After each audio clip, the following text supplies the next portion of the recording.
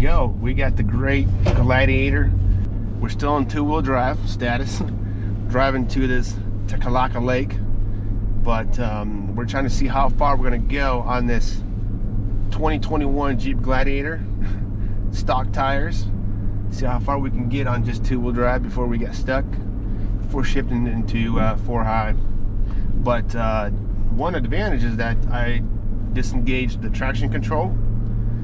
One thing for you listeners who do have a Jeep Gladiator is that if you want to disable your stability control, you can only do that in four high.